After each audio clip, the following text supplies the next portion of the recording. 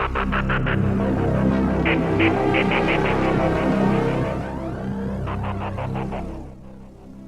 what's going on, everybody? Alright, well, welcome to the channel. This is the first review I'll be doing, and this is of a recently acquired grail for me. It is the Sideshow, the original Sideshow Jason Goes to Hell Jason figure. Right now we have the packaging out. As you can see, it's the old Sideshow window flap box. See down here, New Line Cinema's House of Horror, Sideshow Collectibles, Friday the 13th. Collectible 12-inch figure. On the side, you get Jason Goes to Hell and a picture of the figure. Jason Voorhees, collectible 12-inch figure. The town of Crystal Lake has finally rid themselves of Jason Voorhees, or so they believe.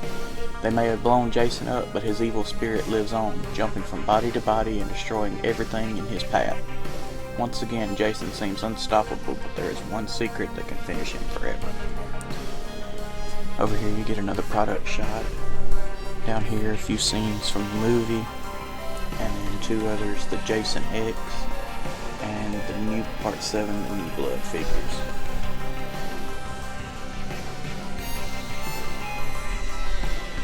On the bottom here, it's upside down, you get some of the legal messages. The other side is the same picture of Jason. The top, Jason Goes to Hell, Jason Voorhees, and the shot.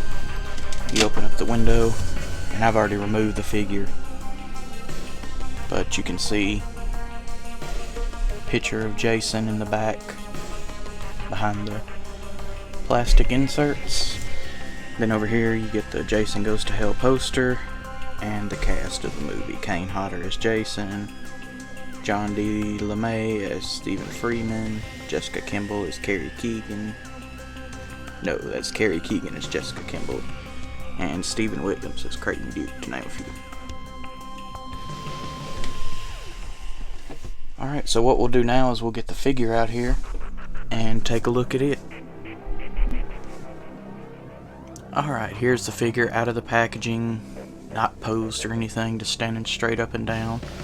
First we'll start by getting a measurement.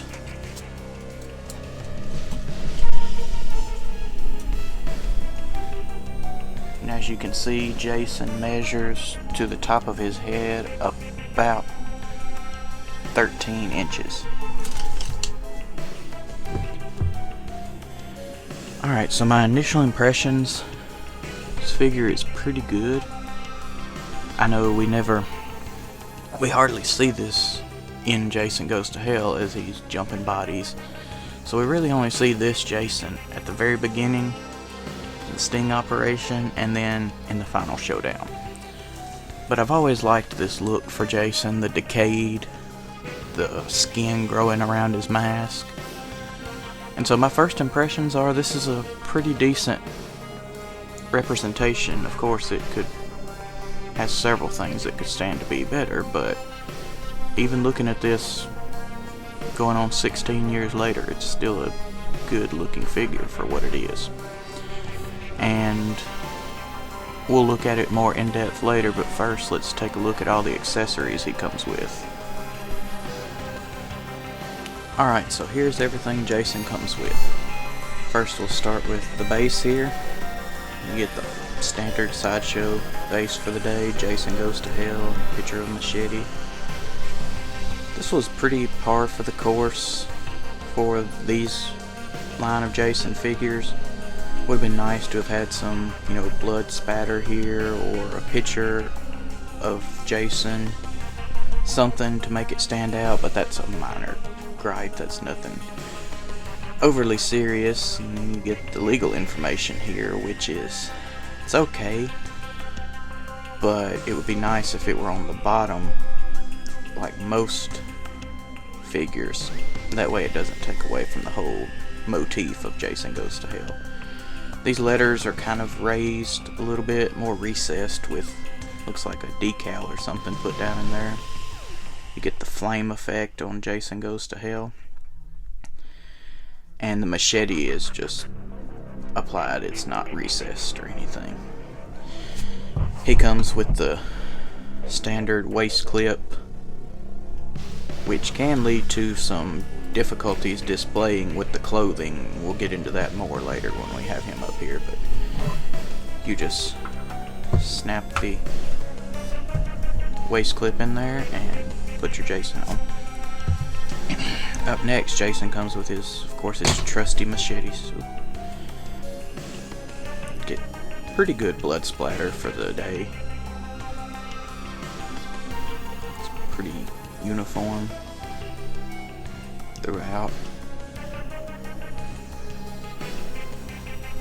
It's a good size machete, 1/6.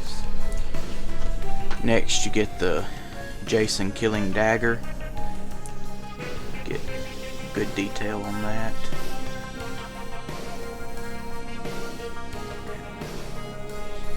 Pretty plain on the blade, just a standard blade with the eyes in that. I guess that's a demon skull. They look good. And you will want to be careful with this. It is plastic and very flimsy, so you don't want to break it. The machete is more sturdy. I don't have any problems putting the machete in his hand. I don't feel any resistance or like anything's gonna break. Next, you get Jason's heart. Those of you who have seen the movie, you know that's plays a big role.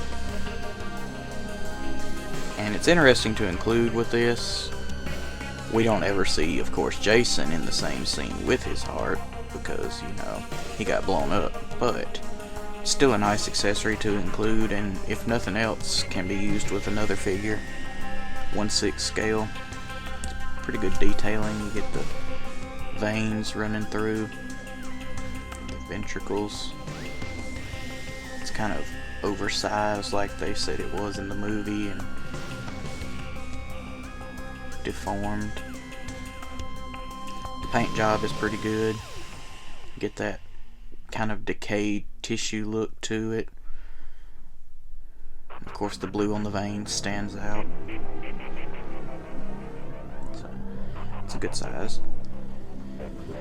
And the last thing he comes with as far as accessories is the Necronomicon, which many of you will recognize from the Evil Dead series. Faces. It was interesting to include this with this particular figure. I've watched Jason Goes to Hell recently, and I don't remember the Necronomicon ever making an appearance. I do know in recent years, they have confirmed that Jason in Jason Goes to Hell was in fact a Deadite, as kind of a fun tying together of the universes. But to include this is interesting. I mean, if nothing else, it'll look really good with a 1/6 Evil Dead display. But the detailing is good. You can see the face in the book. It's solid plastic, doesn't open or anything. The pages are just sculpted. It's one big piece. Get the other face on the back and the binding, bound in human flesh. But the paint job is good. You get the ridges painted really good. Detail, definition, it stands out. The pages are painted good. It actually looks like a book. That's all Jason comes with as far as accessories. So now let's take a closer look at the figure itself. Alright, here is Jason, and we'll go in and take a closer look. There's the mask. You can see his eyes underneath. I don't really know about that. I don't remember if you could see his eyes in the movie or not. But you get good detailing on the mask. It's really yellowed and looks weathered. It's got all the cracks by the eye and down here on the cheek and up here with the famous axe wound from part 3. And as far as the decay of the head and everything, it looks pretty good. You get the blood ring around the mask. And the mask is not removable, but that's not a big deal for me because you never see his face without the mask in the movie anyway. And then he has some little tufts of rooted hair here. They look pretty good, you know. For the age of this figure, I think it serves its purpose. It looks good. You get the mask for the strap for the mask is molded into the head. More little tufts of hair, some missing flesh right here. So all in all, the head sculpt looks pretty good, especially for the figure being made almost 16 years ago. It was 2005, I believe. Now let's take a look at the shirt. You get some holes in the clothing here and here, just kind of spread out. The pocket is not functioning. It opens a little. You could put something down in there, but I would never have any cause to. Get good detailing on the neck there. The detailing actually does end right about there. There's a little sculpted collar right there.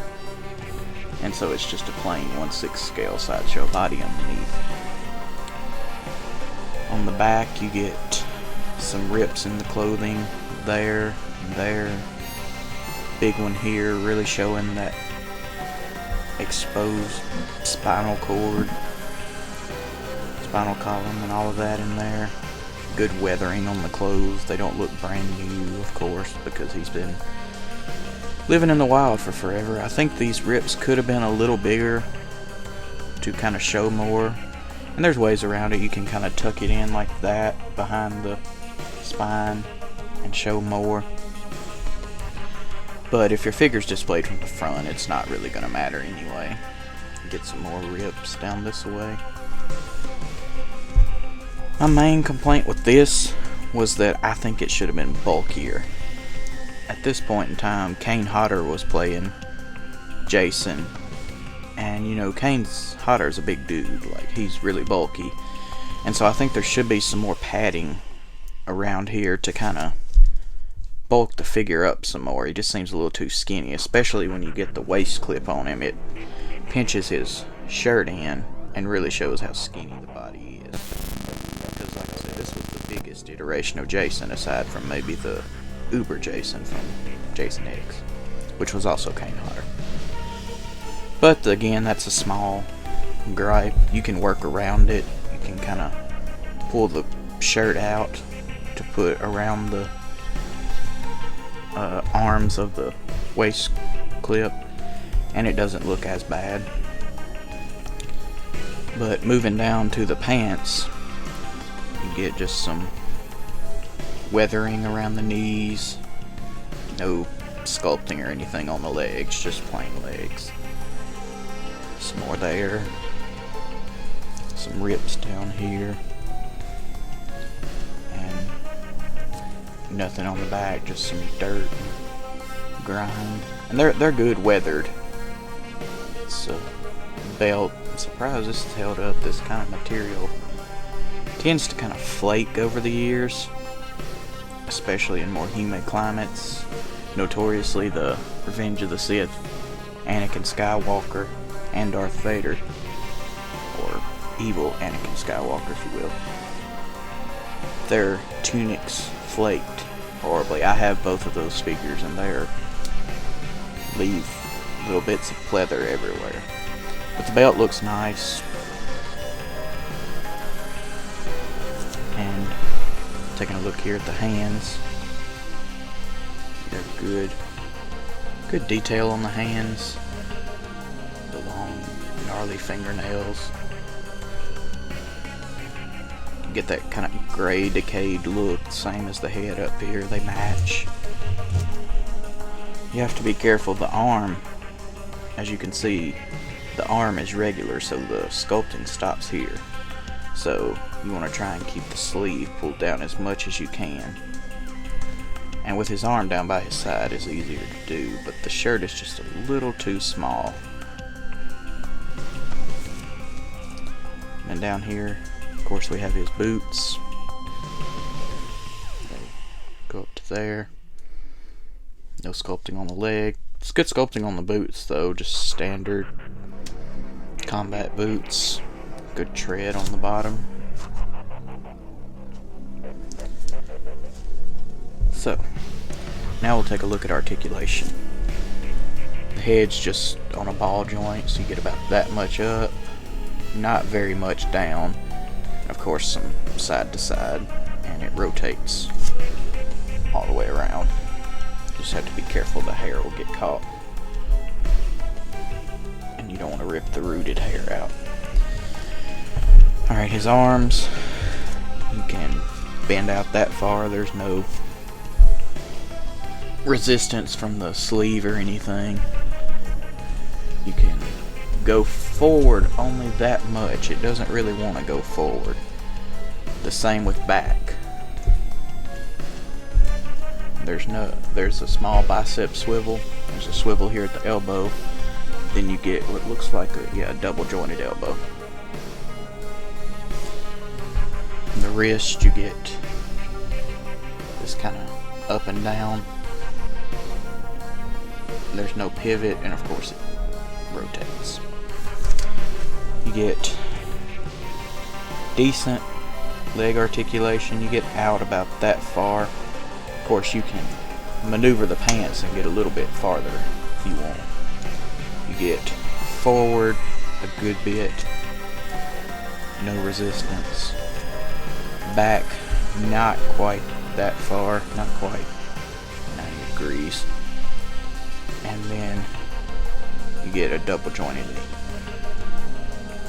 Down here at the foot, you get no up and down movement or no pivot. You only get the rotating. And it seems like you kind of have to hold the leg to rotate the foot. Do this one so you can see. Or else it'll spin the leg joint. Because you do get a bit of articulation up here at the hip as well, a bit of a swivel. So.